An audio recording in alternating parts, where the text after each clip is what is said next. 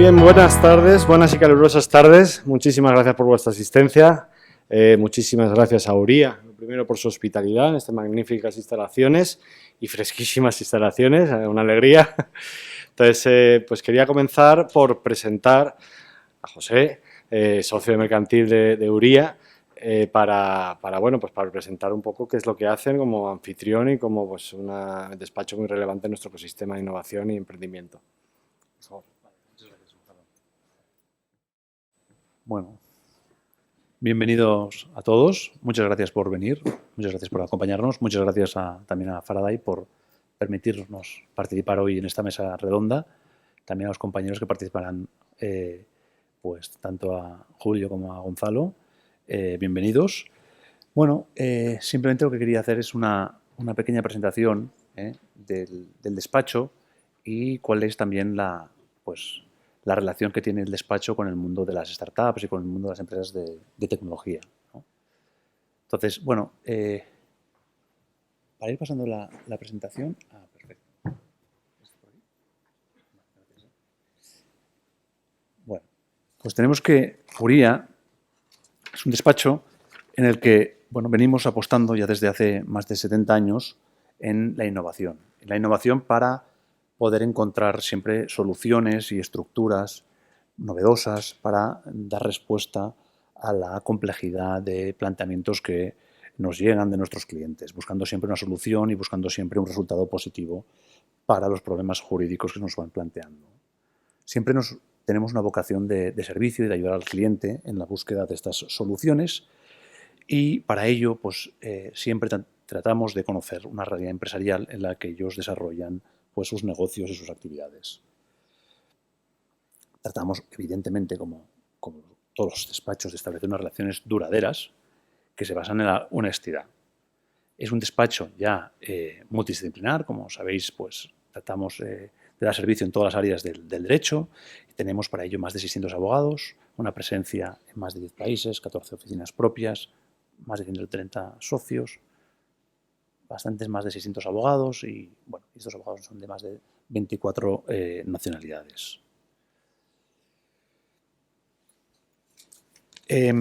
Como decía, tenemos una práctica profesional de más de hace 70 años y tenemos una trayectoria que básicamente empezó en el mundo del derecho mercantil y con los años pues se ha ido extendiendo. Ya tenemos una experiencia también en muchas otras áreas del derecho, teniendo actualmente más de 2.000 clientes activos.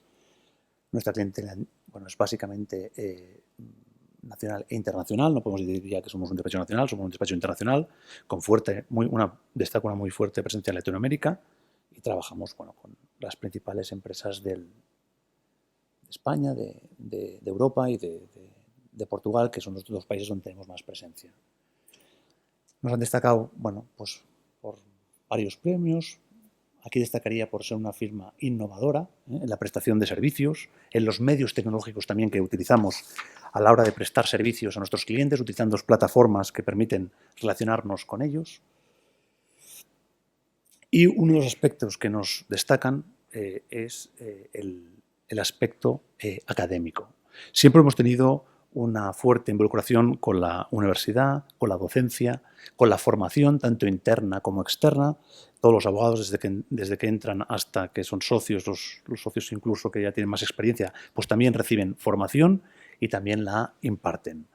Esta labor docente pues hace que numerosos abogados realicen cada año publicaciones que pues destaco, por ejemplo, que 7 abogados son catedráticos del despacho y hay más de 100 abogados que imparten de forma absolutamente regular clases en universidades y escuelas de negocios. Y esto, evidentemente, se traslada pues, también a nuestro asesoramiento en el mundo de las startups, ¿no? En la que asesoramos de forma frecuente a clientes del sector de tecnología y también a clientes que no son del sector de la tecnología, pero en operaciones que puedan tener un componente tecnológico. A estos efectos, ya tenemos en el despacho un grupo de derecho digital que está integrado por especialistas de distintas áreas, pues de derecho mercantil, fiscal, procesal, que ofrecen un asesoramiento integral en la materia. Las publicaciones que comentábamos, pues también evidentemente dedicamos una parte muy importante de nuestro tiempo, los abogados que nos dedicamos bueno, a este sector pues a publicar y a impartir clases. Tenemos, por ejemplo, programas de formación a top, tenemos una academia para jóvenes abogados de clientes en los que realizamos actividades de formación en las que compartimos con ellos también pues, nuestras experiencias en el sector tecnológico y cuáles creemos que pueden ser, ¿no?, el desarrollo del sector legal en el mundo digital. Ofrecemos también programas de formación en materia de startups pues, a entidades financieras, a universidades, organizamos cursos especializados en startups en el Colegio, por ejemplo, de Abogados de Barcelona. Damos también asesoramiento pues, a distintos clientes que nos lo piden pues, para hacer programas de formación para sus abogados, explicarles cuáles son las pues especialidades de este sector. Y bueno, esta es un poco, ¿no?, nuestra relación también que tenemos con la vertiente académica, de la vertiente más de la excelencia, pues cómo lo proyectamos también en este mundo de las startups. Vale. Muchísimas gracias. Gracias. Bueno, muy brevemente también quiero actualizaros sobre lo que ha ocurrido en el último trimestre y lo que va a ocurrir en el próximo parte de Faraday. Antes de dar paso a nuestra intensa mesa redonda, esperamos todos, pero bueno, por los que menos nos conozcáis, pues nosotros nos dedicamos a la búsqueda, análisis y selección de proyectos que presentamos a nuestros socios y nuestros socios son los que deciden libremente si invertir o no en cada uno de los proyectos que les presentamos. Una vez invertidos, nos volcamos en la potenciación de esos proyectos y en la defensa de los intereses de nuestros socios para llevar a buen término esa inversión con, esperamos, altas rentabilidades. Parece muy simple dicho así. Bueno, ¿qué es Faraday a día de hoy? 186 socios, muy contentos, mucha confianza y, bueno, de hecho, 4 de los cuales han entrado esta semana, así que en pleno crecimiento. 62 oportunidades presentadas en 34 proyectos. Tenemos una vocación muy fuerte de reinvertir en los mejores proyectos de la cartera y tenemos fondos ilimitados, puesto que todos los meses entran nuevos socios y nuestros propios socios van aumentando su capacidad patrimonial o de inversión. 67 inversiones realizadas en 24 proyectos con 10,8 millones de euros invertidos y invirtiendo actualmente en 4 nuevos proyectos con algo menos de 1.750.000 euros, pero aún hay informes en curso de periodo de reservas. 17 oportunidades de venta en 9 empresas distintas, entonces con un múltiplos, el menor de... No por múltiplos, sino por tasa anual de crecimiento compuesto, es como medimos nosotros fundamentalmente las rentabilidades, mejor que con TIRES, consideramos que es mejor medida, pero la menor ha sido de 1,1 múltiplo en 13 meses y la mayor de 10,7 veces en 57 meses. Entonces, con plusvalías desembolsadas superiores a 1,1 millones de euros en la actualidad. Pero esperamos que cambie fuerte y que se duplique o más al terminar julio. Entonces, algunos de vosotros ya estáis al tanto. Con inversores con, bueno, prácticamente todos los fondos y también Business Angels, diría yo, los más relevantes en España, Caviedes, Bonsai, Entre Canales, Caixa, Sabadell, Bankinter, Inverready, Encomenda, más, hay bastantes más. Esta es nuestra cartera a día de hoy, no podemos desvelar los nombres de las últimas 4 que están ahora mismo en proceso de inversión. Hemos quitado ya, porque no se veían los logos, a Habitísimo, que tuvimos la suerte de vender a HomeServe. Bueno, suerte, también hay que aplaudir la gestión del fundador de Habitísimo, que lo hizo muy bien. Conseguimos multiplicar por más de 10 veces. Y Otogami, donde perdimos la mitad del dinero, pero la vendimos a 8K Data, no están ahí esas 2 ventas. Y tenemos 4 empresas en concurso de acreedores, veis los nombres ahí, Triavi, PTC, Dematvideo y Green Momit. ¿Vale? El resto están vivitas y coleando, algunas más que otras, y la verdad, pues desde principios de año ha habido un viento a favor en varias de las empresas que están yendo extremadamente bien, ¿no? Entonces, pues muy contentos por ello, por ellos y por nosotros, por supuesto. Bien, ¿qué ha ocurrido este último trimestre? Pues hemos invertido 257.000 en reinversión, algunas que se han alargado un poquito y tal, en estas 3 empresas de nuestra cartera, Mistips, Clinic Point y Singularu. Hemos ofrecido 4 nuevas oportunidades de inversión, con ahora reservados 750.000 euros por parte de nuestros socios, en distintas empresas de biotecnología, de la industria del ticketing, de software as a service, de plataforma de recruiting, ¿vale? Esas 4. En comunicación habréis visto cada vez más posts en nuestro videoblog, en donde pues estamos teniendo la suerte de contar con muchísima gente muy relevante en nuestro sistema que viene a nuestras oficinas y que es entrevistada por Nicole y por mí mismo para en formato de media hora intentamos sacar sus opiniones sobre lo que creemos que más sabe, dependiendo si es un fondo de capital riesgo, un banco, etcétera, ¿no? Podéis ver todas en nuestra página de LinkedIn, realmente en breve estarán también en nuestra web.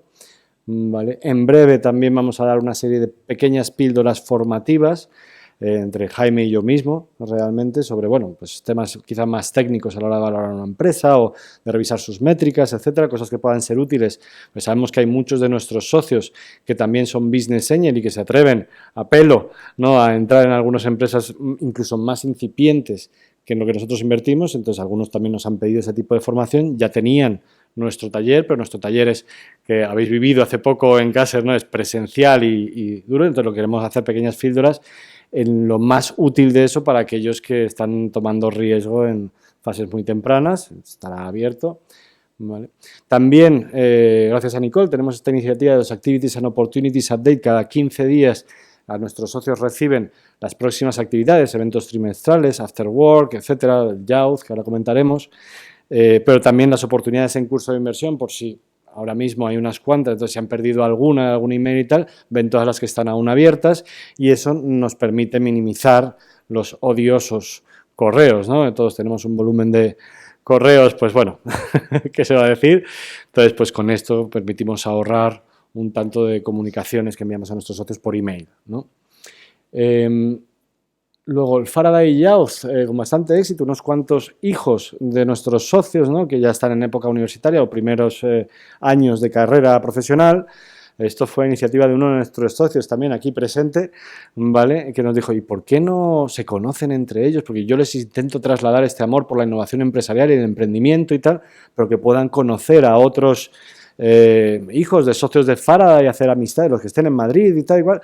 Y hemos hecho una primera cena entre los hijos de los socios que más interesados están en este mundo, ya a partir de 18 años en adelante, ¿no?, con la CEO de una de nuestras participadas, bueno, pues para contrastar un poquito dificultades, amarguras, alegrías, ¿no?, y que vean un poco más de cerca las realidades de lo que es emprender y no en base a noticias de que se multiplica por muchas veces la inversión, ¿no? Faraday Youth, el 4 de julio, y el próximo After Work, que son los segundos jueves de cada mes, ¿verdad?, es el 11 de julio. Cambiamos brevemente el formato, antes era After Work and Dinner, ¿verdad?, que estuvimos en la primera, todas ellas, pero vemos que realmente el socio no tiene tanto tiempo y a veces nos quedamos con 4, 5 o menos personas para la cena, entonces va a seguir habiendo el After Work, os invitamos a que vengáis, es totalmente informal, estará la mayoría del equipo de Faraday tomando un par de cañitas, con o sin alcohol, ¿vale?, pero venir porque, bueno, pues para conocernos más, que conozcáis con otros socios, etcétera.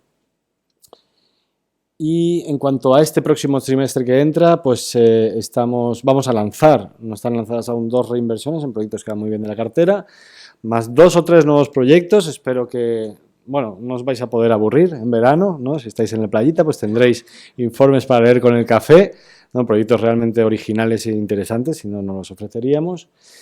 Y 2 exits, estamos enfrascados ahora mismo en las últimas negociaciones, una ya parece cerrada y otra a puntito de cerrarse, ya hemos llegado al número, pero quedan todos los matices, ¿no?, para 2 exits que deberían permitir dar muy buenas rentabilidades a nuestros socios. Faraday Venture Capital, sociedad gestora de entidades de inversión colectiva. Hemos estado hablando ya este lunes con la CNMV, quien nos ha dicho por parte de la CNMV su estimación de autorización para julio, ¿no? Hasta la fecha, ese julio estaba en la cabeza de nuestro asesor legal y regulatorio, pero no estaba en boca de... Entonces estamos muy contentos, así que en principio para el 1 de septiembre ya podremos operar como sociedad gestora, abriendo al mismo tiempo los clubes de Alemania y Portugal, para los cuales ya contamos con los directores también. Bueno, yo creo que he sido suficientemente breve, así que sin más tardar quería invitar a nuestros 3 ponentes a nuestra mesa redonda, en la que vamos a realmente tratar sobre los temas más delicados a la hora de invertir, que es los contratos que hay que firmar para protegerse como minoritario, ¿no? tenemos la suerte, la enorme suerte de contar con 3 magníficos despachos activos o hiperactivos, muy activos en nuestro ecosistema y obviamente con conocimientos. Yo me he tragado mucho, les estaba contando antes, pero yo soy un economista y ellos son los auténticos profesionales para realmente proteger los intereses de los inversores minoritarios. Así que pido un pequeño aplauso para comenzar la mesa redonda.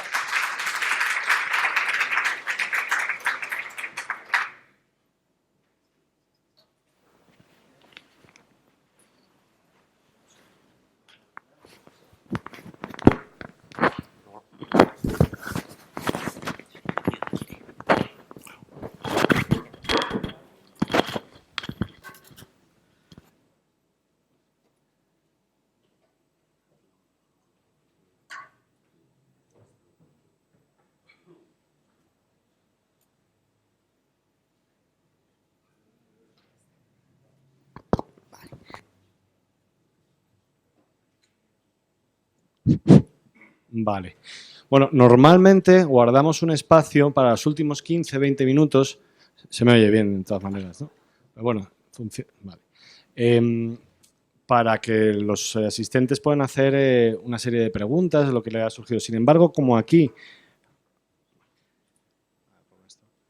va a ser bastante técnico y puede que algún palabra de los que utilizamos en temas de pacto de socios os escape, yo voy a moderar, ¿no? Entonces, comentarios no, pero sí una pregunta porque algo se ha quedado y no habéis entendido. Si no lo habéis entendido, probablemente haya otra persona más en la audiencia que tampoco lo ha entendido y no se atreve a preguntar, así que, por favor, si hay un malentendido o os habéis perdido algo, cortad rápidamente y hacemos un pequeño inciso para explicar algún término que a lo mejor pueda quedarse para los más neófitos en el tema de la abogacía fuera, ¿no? Así que, bueno, voy a comenzar por pedir a José, Gonzalo y Julio que presenten un poco, primero la persona, background académico y experiencia profesional hasta llegar a Uría, etcétera, y luego ya qué es cada uno de vuestros despachos y cómo se posiciona, cuál es su enfoque en este tema de emprendimiento e innovación. Comenzando por José. Perfecto. Nuevamente, buenas tardes a todos. Mi nombre es José Soria, soy abogado del despacho Uría, trabajo en el Departamento de Derecho Mercantil. Y bueno, yo he tenido un interés siempre por las empresas de tecnología ya desde el año 99, en el que cursé en ICADE un curso en Derecho de las Telecomunicaciones.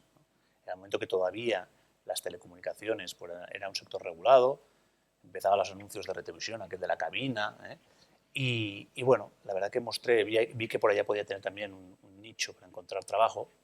Hice este curso en Derechos de Tecnología, ¿no? Entonces empecé aquí a trabajar en despacho ya en el año finales del 99, principios del 2000, y entré a trabajar en un grupo que se llamaba Grupo Internet.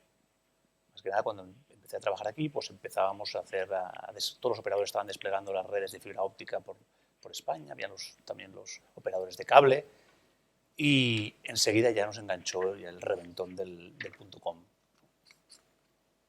Las .com, hubo muchísimo trabajo en aquella época, con los terras de turno, y bueno, y desde entonces siempre he tenido un gran interés profesional por este mundo, ¿no?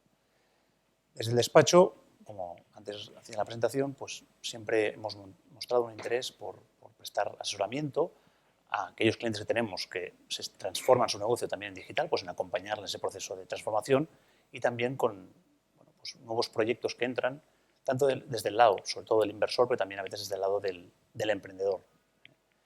Y bueno, tratamos de dar un asesoramiento integral a emprendedores o inversores en las negociaciones que mantenemos, pues en las rondas, en los exits, y bueno, a fecha de hoy la verdad que una parte relevante de trabajo de mi equipo lo dedicamos a este tipo de proyectos y de empresas.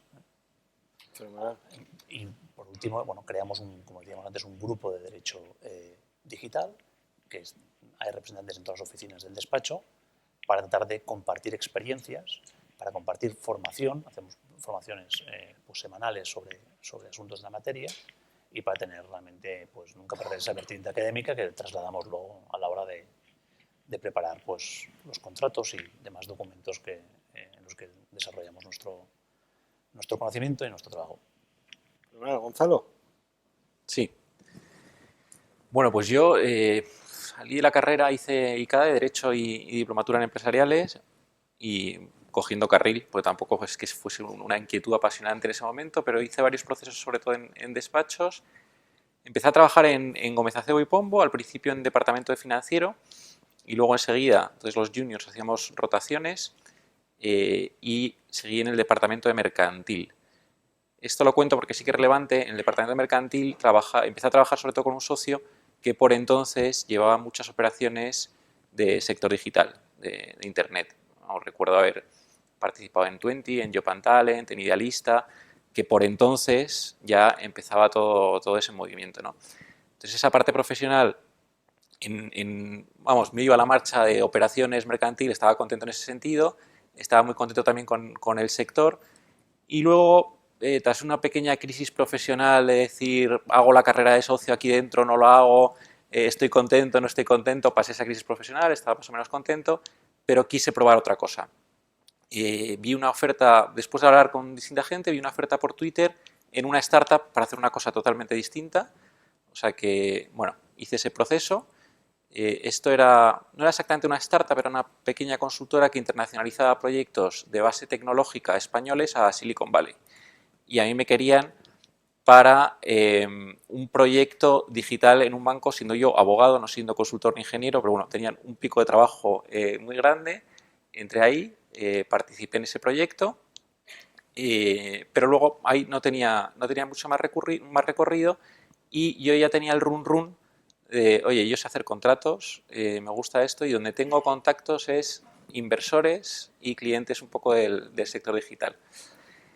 El socio principal de esa startup en la que estaba me hizo una oferta para llevarle participadas de su fondo, porque tenía esa necesidad. Había otra persona que se lo llevaba en ese momento y yo le dije que fenomenal, que muchísimas gracias por confiar en mí, pero que en vez de una relación laboral yo ya tenía la inquietud de sacar mi propia marca y que porque no era mi primer cliente. Entonces, digamos que ese espíritu emprendedor también me acompañó la suerte de que la marca You and Low nació con un primer cliente importante que además me abrió luego bastantes puertas. Entonces esto fue 2011, de 2011 a 2013 estuve como autónomo, al principio en mi casa, luego en el despacho de un amigo, un fiscalista me pasó un par de operaciones, contraté una becaria y el que es hoy mi socio, Pablo Casado, salió también de Gómez Acebo y Pombo, empezamos a hablar y en 2013 constituimos nuestra sociedad, You and Low SL. Pablo es también mercantil, o sea, es mercantilista, con lo cual el ADN de nuestro despacho es totalmente de mercantil y de operaciones, ¿no? que es sobre todo lo que hacemos. Creo que es relevante también contar que durante esos años, desde 2013 hasta principios de 2018, estuvimos trabajando en un coworking, o sea, ahí alquilábamos los despachos, teníamos nuestro despacho y podíamos tener nuestras conversaciones y las discusiones confidenciales y tal, pero estábamos rodeados de startups, o sea, es decir, los primeros años del despacho fueron trabajando en un coworking, en Think Emprende, que además nos ayudaron muchísimo, también a nivel de enfoque de negocio y de enfoque de empresa. Y luego ahora ya estamos en un despacho en la calle Segre, somos un equipo de 10 abogados, incorporamos una responsable del área de resolución de conflictos, que es Cristina García Margallo, y un responsable del área de privacidad, que es Sergio Poza, que son nuestras principales áreas. Los despachos que entran con nosotros pues suelen venir tanto del máster de Garrigues como del IE y los formamos nosotros, y nuestra obsesión es tratar de mantener una ejecución técnica muy buena y con una cercanía al cliente, de tal forma que las startups y los inversores nos perciban como sus abogados internos. Julio, un poco tu background académico, profesional y Broseta. ¿Qué es Broseta en este mundo nuestro? Bueno, a mí me acaban de matar mis dos compañeros porque me acaban de dejar como súper mayor aquí. Porque cuando contaba José el tema del 99, yo empecé o sea, yo estudié en Madrid Derecho, aunque no soy de aquí, soy gallego, y luego estudié 2 años, hice 2 másters fuera de España, y a la vuelta comencé un despacho que hoy no existe como era, porque se fusionó con otro, que hoy es el que hoy es era Luf Claes que hoy es Loyens Luz, y luego empecé a trabajar en Banco Santander. Y en Banco Santander la primera operación que se hizo en España se hizo en el año 93 con la venta de una sociedad interna que tenía el banco, que se llamaba Megared, y que se vendió a BT Telecomunicaciones y fue el origen de BT Telecomunicaciones en España cuando se liberaron los paquetes de datos, que fue lo primero que se liberó en el mundo de las telecomunicaciones. Entonces fue una operación muy interesante porque fue la primera que se hizo en España fuera de Telefónica y porque se plantearon un montón de dudas y a mí ahora me recuerda muchas de las cosas que estamos viviendo en sectores como el que nos trae de aquí. Nosotros, cuando definíamos cuál era el objeto de la compañía, ni los ingenieros de telecomunicaciones sabían definirlo, porque en aquel entonces decían que estaba este sector, o el sector de las telecomunicaciones, tan cambiante que ellos eran incapaces de predecir a un año vista qué podría ser la actividad de esa compañía un año después, ¿no?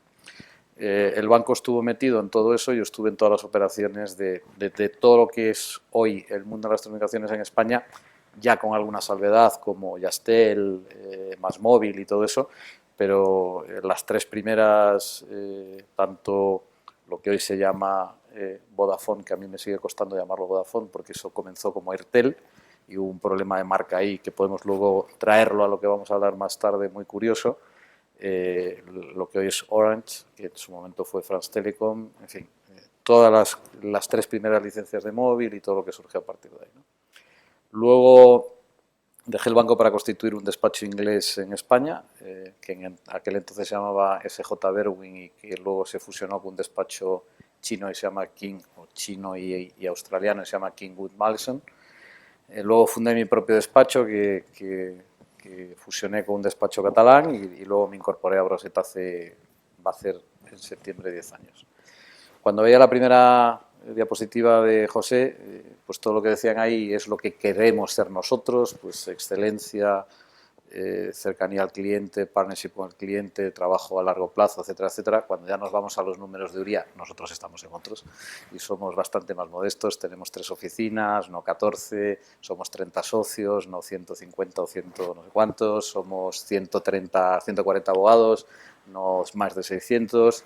Bueno, tenemos 4 oficinas en tres países, en España, en Lisboa, que es una oficina que abrimos hace un año, y en Suiza, en Zúrich. Y luego tenemos una red en Latinoamérica que yo digo que es lo más parecida si tuviésemos despachos o oficinas de Broset en Latinoamérica, donde cubrimos todo el continente latinoamericano, no Estados Unidos y Canadá.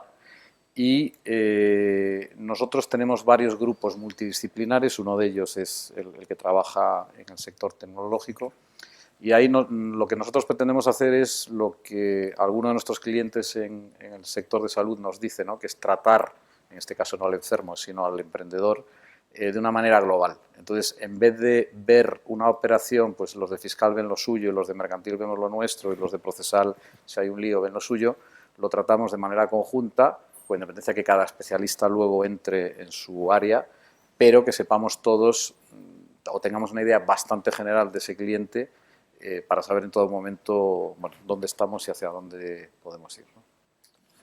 Muy bien, muchas gracias. Pues vamos a entrar, de hecho vamos a ir rotando, vamos a entrar con Julio esta vez, ¿vale? De la cuestión que es pacto o no pacto de socios, ¿no? A priori, si estás solo en tu empresa, ¿para qué necesitas un pacto y con quién? A priori, hay una ley de sociedades de capital que se supone que tiene que velar por los intereses de los accionistas, de los socios en su caso, ¿no? Entonces, ¿por qué tener un pacto? Si creéis que es conveniente tener un pacto cuando hay inversores minoritarios en una empresa no cotizada, ¿vale? ¿Cuándo es el momento de meterlo y qué riesgos hay de no tener ese pacto? Bueno, si somos socios únicos, obviamente no tenemos con quién pactar, por lo tanto no hay lugar a pacto.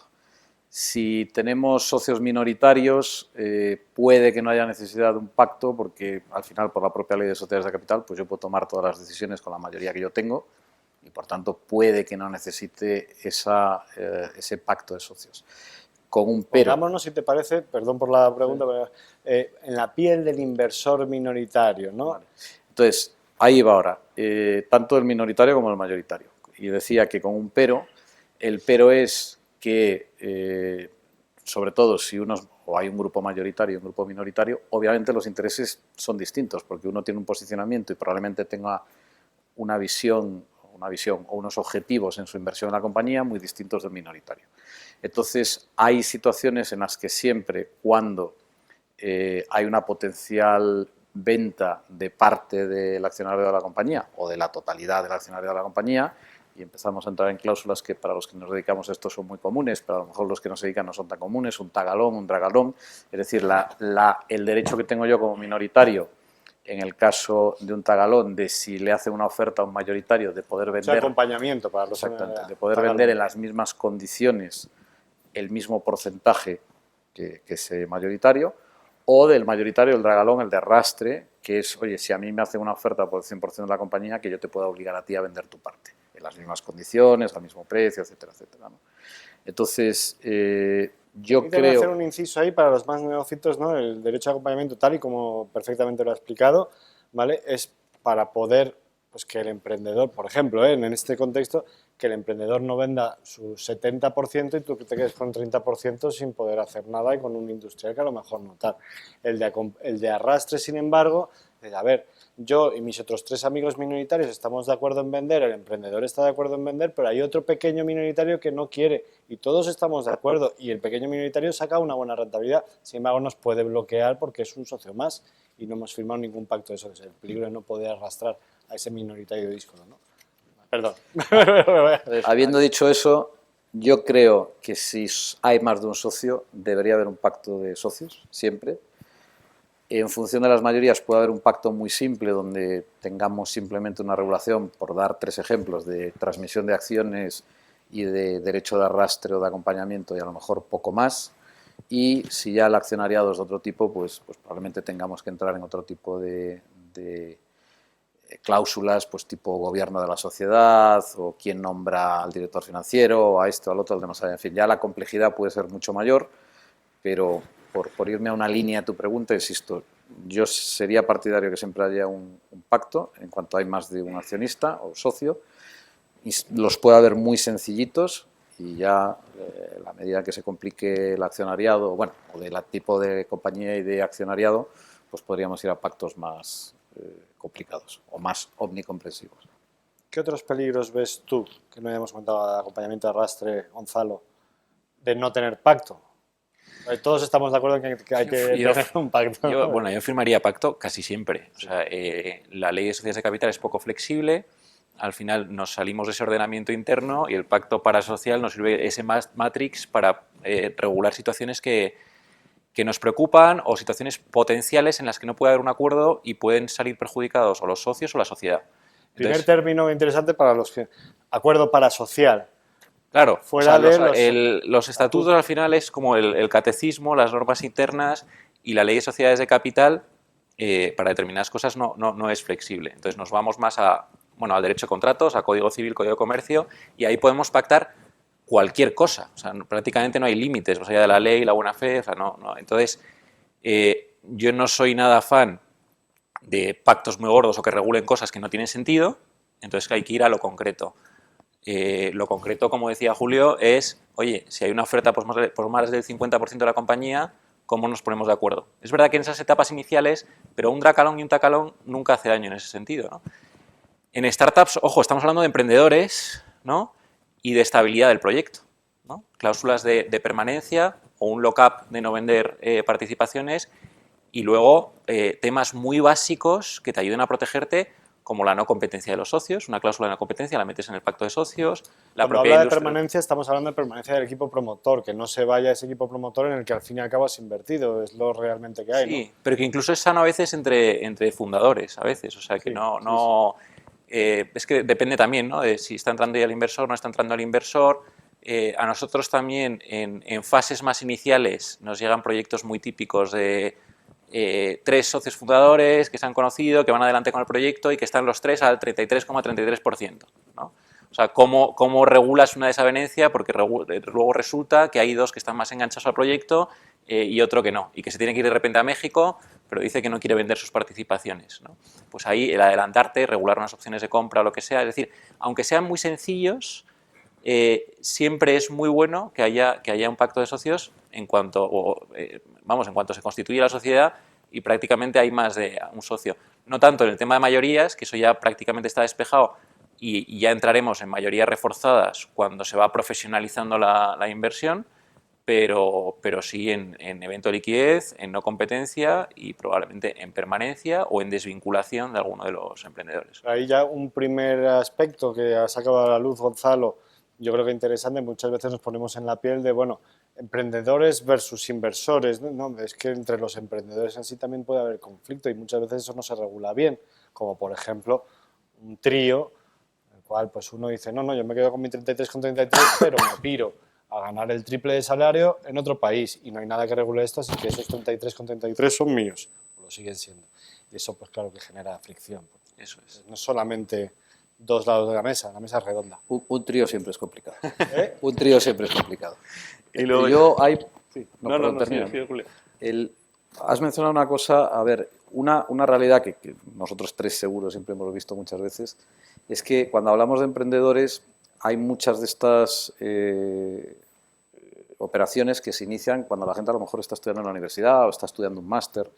Claro, Gonzalo lo acaba de señalar, es que a lo mejor alguno de los que ha empezado esa aventura, por un montón de cosas, mañana se va a vivir a Australia, que nos hemos encontrado mil veces. Un accionariado súper diverso y una parte de ese accionariado imposible de localizar, porque es que hay uno que se fue a Australia hace 5 años, no sabemos nada de él, y para empezar no sabemos no solo si está vivo o no, sino si está en Australia o está en cualquier otro lugar del mundo, ¿no? Entonces, eso genera un montón de problemas, por ejemplo, a la hora de convocar una junta, algo tan aparentemente sencillo como eso, pues tienes a una serie de señores o señoras de los que no sabes nada desde hace años. Luego, la vida evoluciona y sobre todo en ciertas etapas yo creo que los saltos son mayores. Lo que puede haber empezado como una aventura en común y con todo el mundo de acuerdo en todo, pues a lo mejor en muy poco tiempo hay unos intereses muy divergentes, simplemente porque cada uno tiene un tipo de vida distinto y al margen de la concepción del negocio. Pero en particular lo de los inversores, admitamos, minoritarios, muy pequeñitos y desubicados, ¿no? ¿Eso cómo lo solucionan? Porque no basta únicamente con un pacto, ¿no? Habrá que hacer que esos minoritarios en el extranjero cedan un poder al, digamos, al representante del síndico de los minoritarios, o ¿cómo lo solucionáis eso?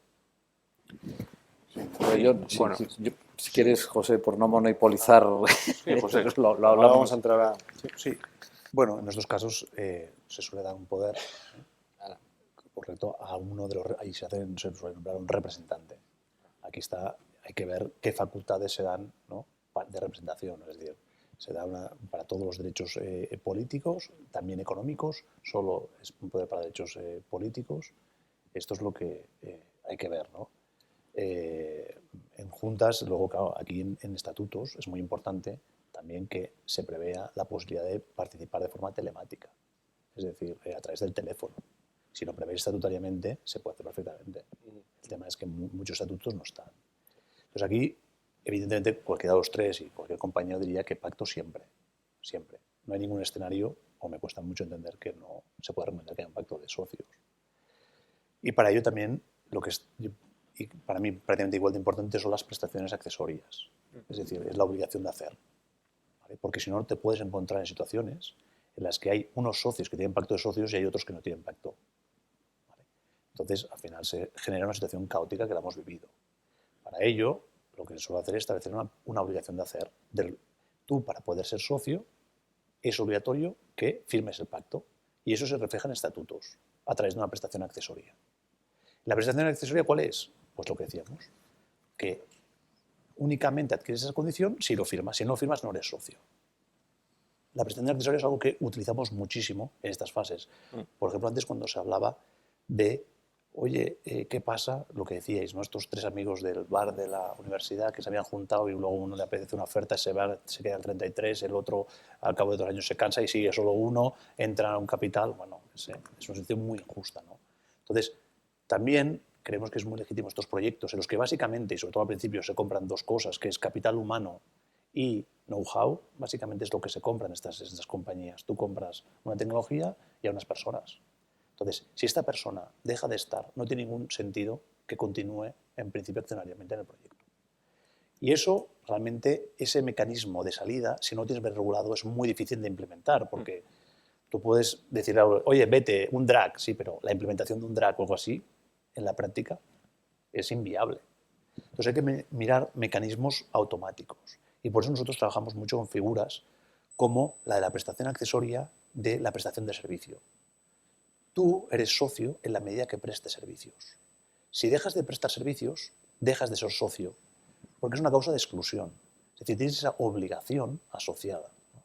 Y esto es algo que nosotros, en general, trabajamos mucho en prestación accesoria, pero especialmente en este tipo de proyecto. Otras obligaciones de hacer también que trabajamos bastante es la no competencia también. Es decir, una obligación es de no competir. Pues, por ejemplo, siempre es todo esto como prestación accesoria.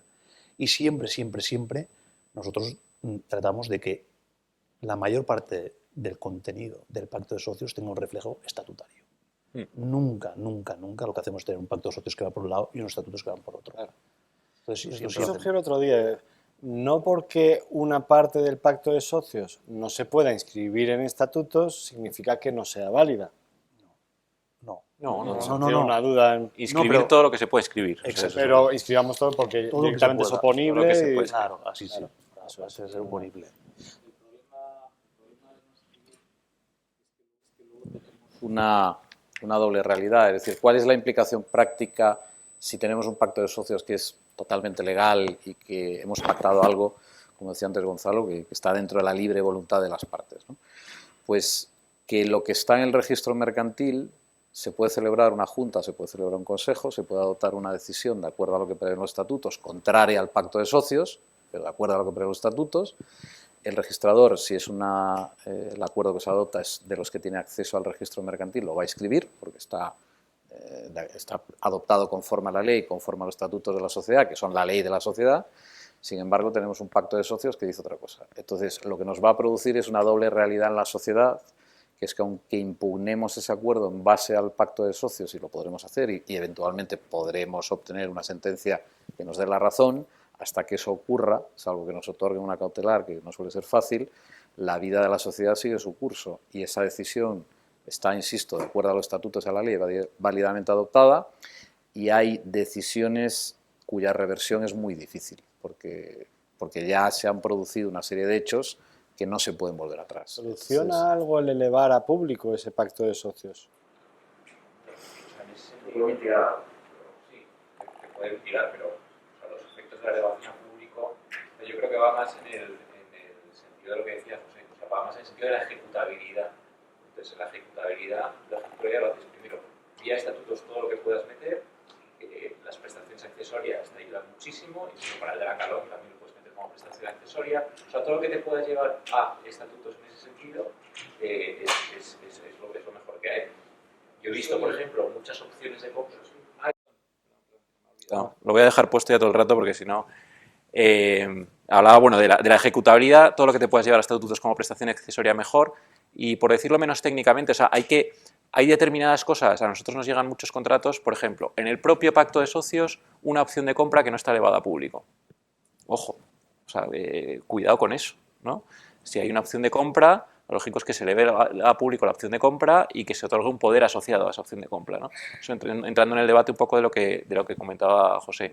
Si queréis, luego ahora entramos un poco en lo que es lo que implica elevar a público o no elevar a público. Pero eso no va tanto en la ejecutabilidad, sino va más en cuanto a seguridad jurídica y el procedimiento luego, en lo procesal, por así decirlo. Vale.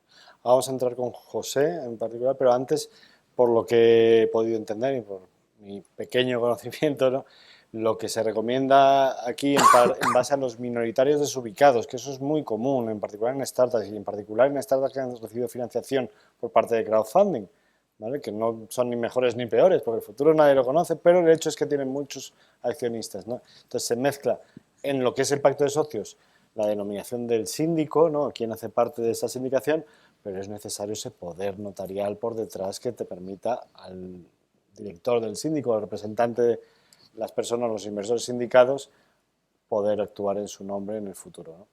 Vale. Tú lo que, como decía también Gonzalo ahora, tú lo que tienes que buscar es la ejecutabilidad y el que puedas ir adelante sin que te pongan piedras en el camino, o aunque te las pongan, que tú puedas seguir caminando, pero no que te paren y te obliguen a quedarte parado hasta que haya una resolución, porque entonces, insisto, puedes matar a una compañía. Vamos a seguir con José.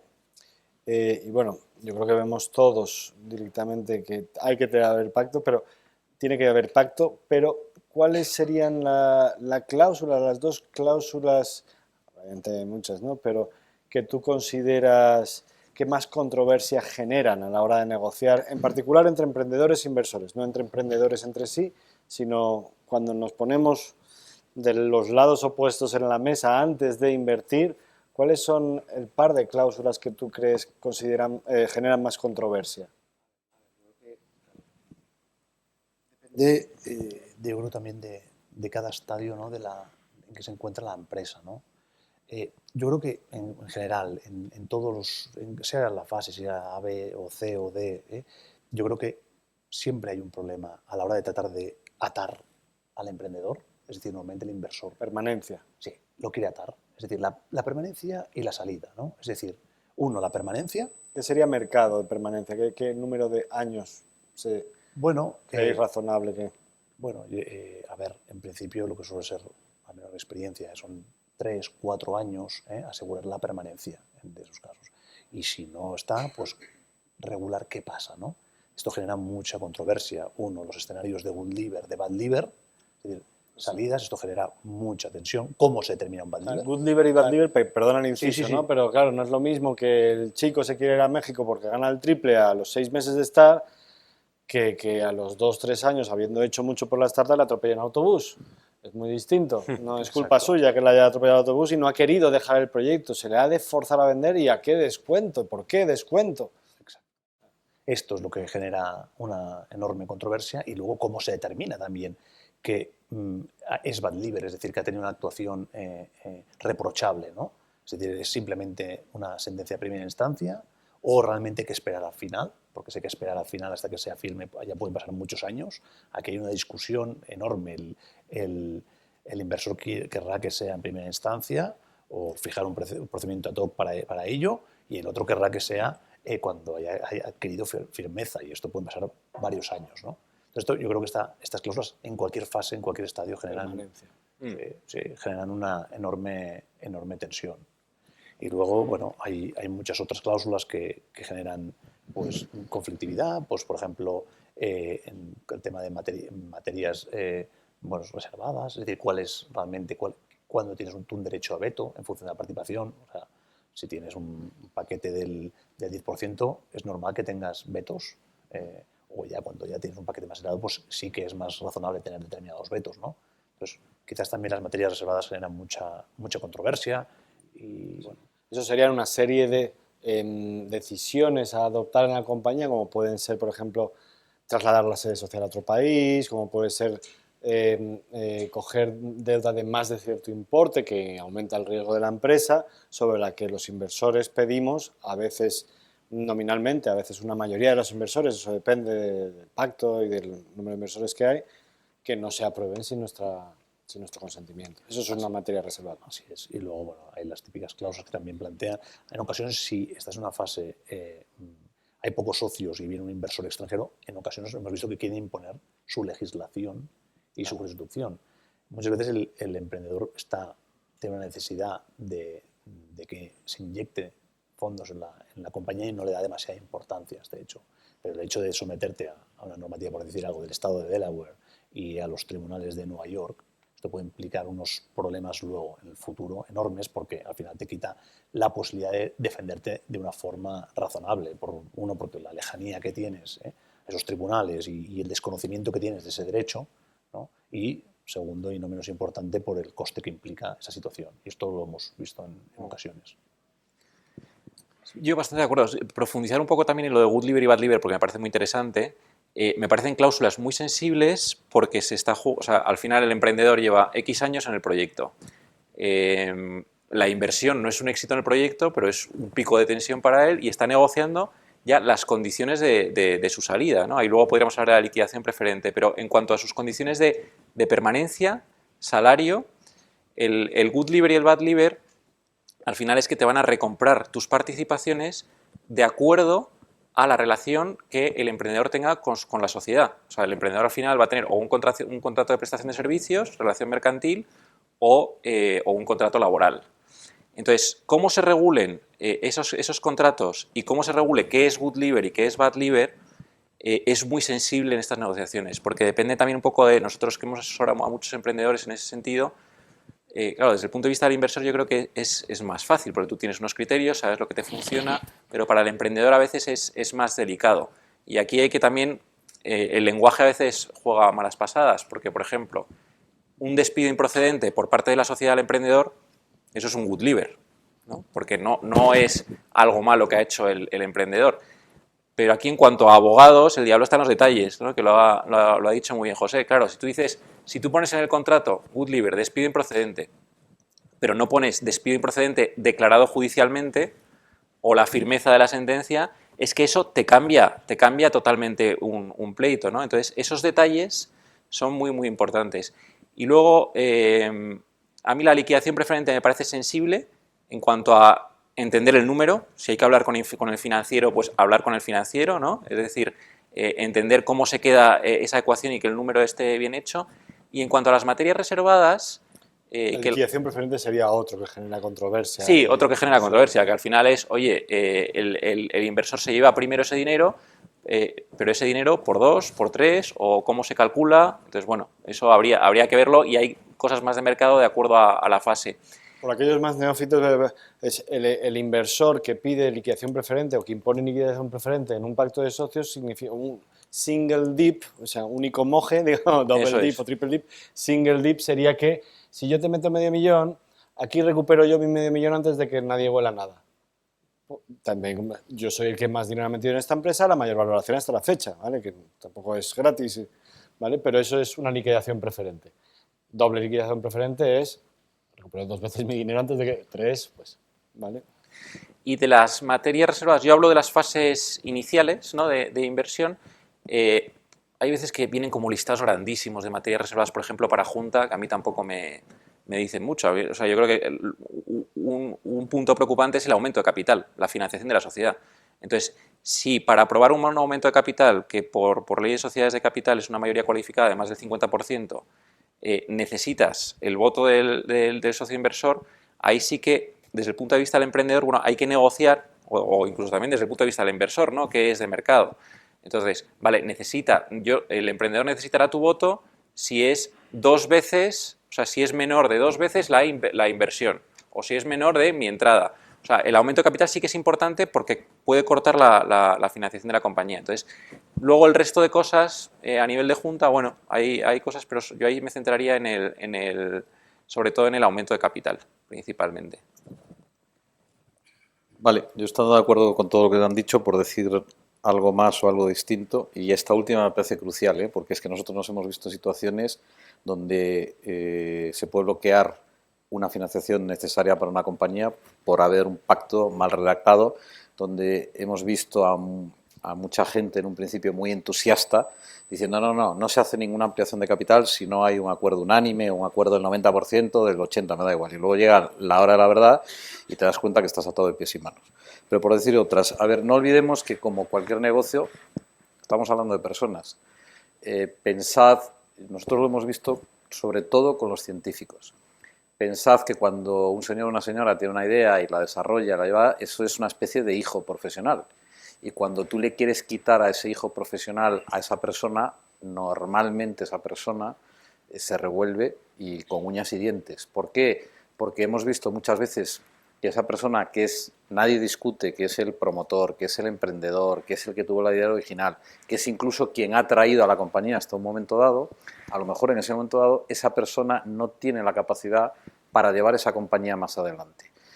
Y normalmente hemos visto casos en los que sí, en los que esa persona es consciente de esa situación, se acomoda su nueva situación y sigue todo el mundo adelante sin problema. Pero muchas veces la mayoría, como es lógico, porque todos somos humanos, pues esa persona no lo ve y se resiste.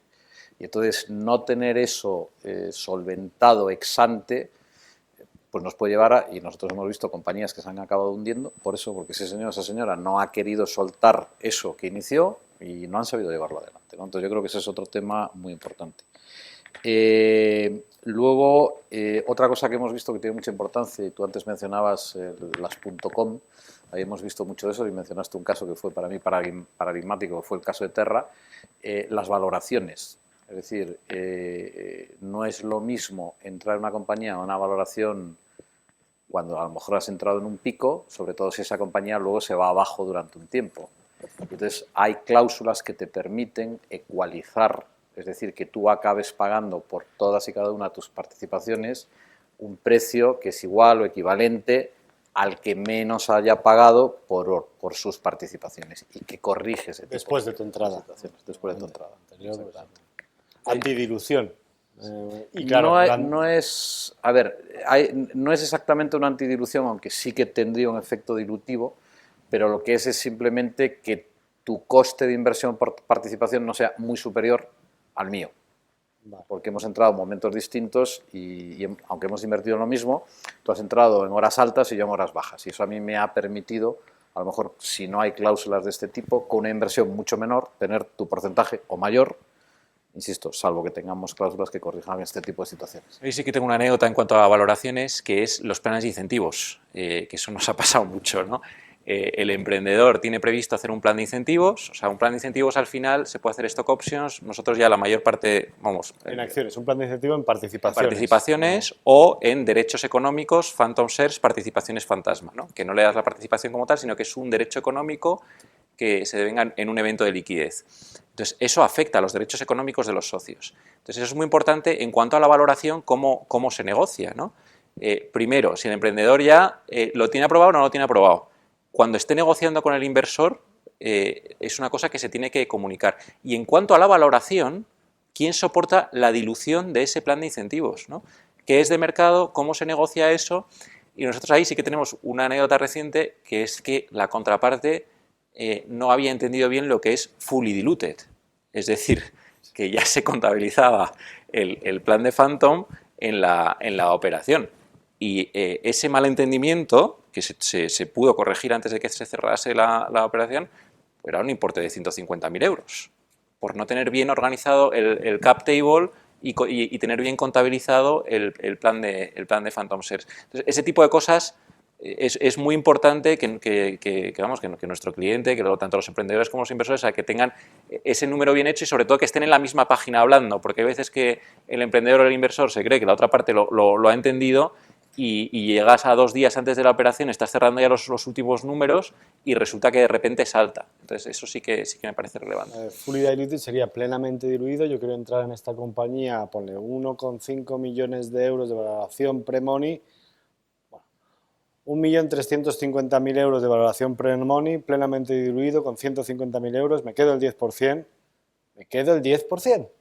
Eso es lo que significa fully diluted. Que luego tú quieres dar 5 o 10 o lo que quieras de porcentaje a nuevos empleados o existentes, pero mi número vale, es este. Pero mi número es 10% hasta que no entre otra siguiente ampliación de capital, que ahí sí me diluirá. Claro, como a todos, sí, eso es. Sí, en estos escenarios es importante, lógicamente, que todos estos planes estén aprobados por la Junta y por los socios que se pueden ver perjudicados, ¿no? por estos derechos, ¿no? Porque al final si van a sufrir una dilución, pues lo tienen que tener previamente aprobados. Y luego también hay que mirar muy bien cuál es el evento que da derecho al cobro de este importe. Es decir, porque estos planes de incentivos, que coincido plenamente con Gonzalo, que lo más habitual ya es hablar siempre en términos de phantoms más que de stock options, que de participación en sí mismo. Claro, si ponemos que el evento que da lugar al derecho a cobrar ese importe, por ejemplo, es la venta de la empresa por encima de determinados multiplicadores, pues eso incluso podría llegar a plantear un problema de si ese importe lo tiene que pagar, no sé, si lo tiene que pagar la sociedad, si ese importe sería deducible o no, porque eso realmente beneficia a la sociedad o no.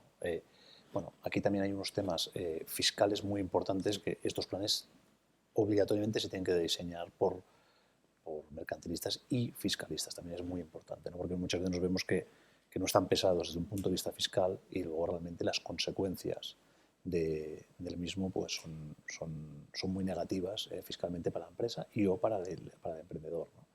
Lo bueno de estos planes de incentivos también es que es una forma muy, muy atractiva fiscalmente de cobro, porque hay un importe relevante que está exento, ¿no? Hay un porcentaje que está exento de tributación, siempre y cuando se cobre únicamente una vez cada determinado periodo de tiempo, ¿no? Entonces, es una forma muy, muy óptima de ayudar al los empleados, al clave, o a los emprendedores si también tienen este derecho, ¿no?, de retribuirlos y de incentivarlos para que se vaya adelante el proyecto.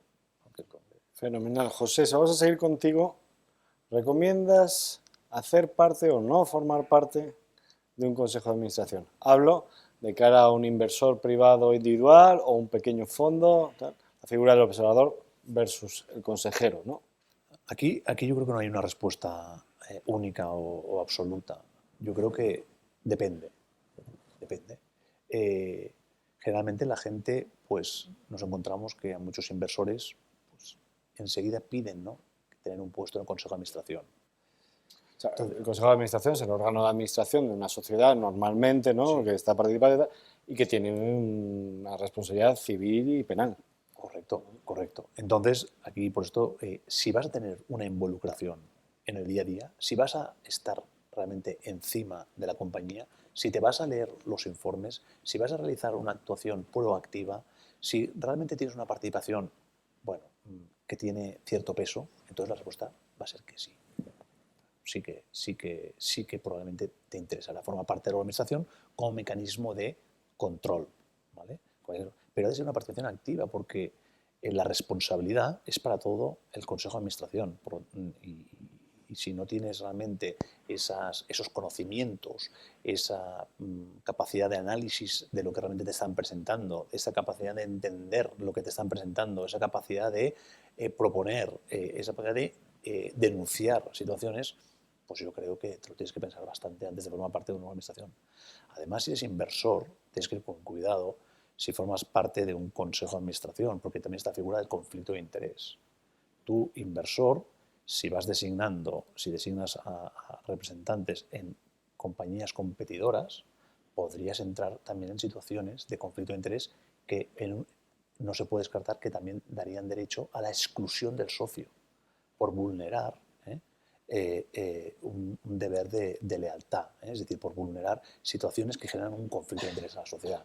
Por lo tanto, hay que pensar que si tienes varias participadas en compañías que son competidoras, en compañías que tienen una actividad similar, que tienen una actividad similar, complementaria, análoga a otra, hay que ir con mucho cuidado con ir designando administradores que vayan, realmente este mismo administrador, que vaya participando en distintas sociedades, ¿vale? En principio, el socio per se no existe la figura de conflicto de interés, salvo en casos puntuales como firma de contratos entre la sociedad y el socio, pero sí que lo hay a nivel de la administración. Por lo tanto, si el socio designa un mismo administrador en distintas compañías, se podría ver envuelto en estas situaciones de conflicto de interés. Por lo tanto, siempre si eres inversor, hay que tener, si decides participar en la administración, aparte de la cautela de la proactividad y diligencia en el ejercicio del cargo, pues también hay que valorar qué riesgos te puede implicar las situaciones de conflicto de interés.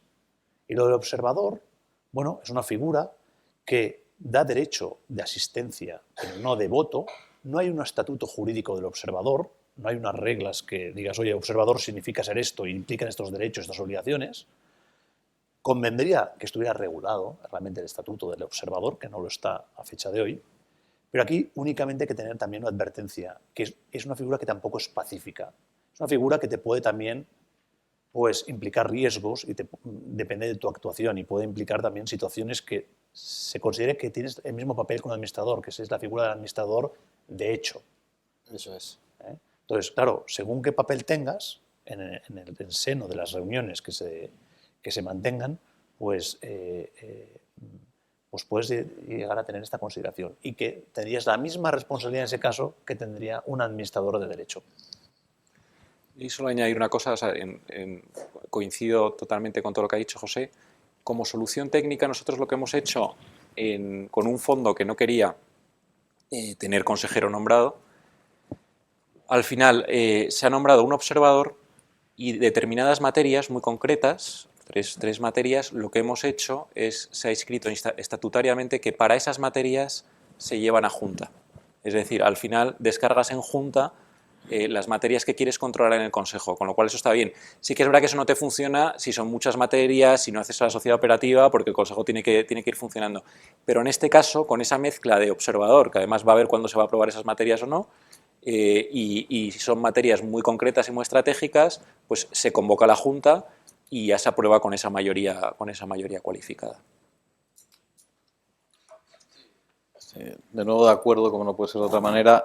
A ver, yo hace tiempo oí una afirmación que me hizo mucha gracia, pero que creo que hoy es verdad, entonces no sé, que probablemente una de las profesiones de mayor riesgo en este país hoy sea la de ser consejero de una sociedad. Entonces, totalmente de acuerdo con lo que dice José. Si queréis o quiere alguien serlo, fenomenal, pero que sea consciente de las consecuencias que ello conlleva. Ha habido una reforma de la Ley de Sociedades de Capital reciente donde se ha reforzado la regulación relativa al deber fiduciario, es decir, tú tienes que actuar en el mejor interés de aquello a lo que representas, donde ya el decir, bueno, lo que hemos oído mucho en el caso Bankia, de bueno, es que yo no sabía, yo no entendía lo que me mandaban, bueno, pues no seas consejero, porque tú ahora tienes la obligación de solicitar la información, la obligación de leerla y entenderla y la obligación de asumir las decisiones en las que participes. Y no te exime el que no hayas entendido, el que no te lo hayan enviado, una serie de cosas, ¿no?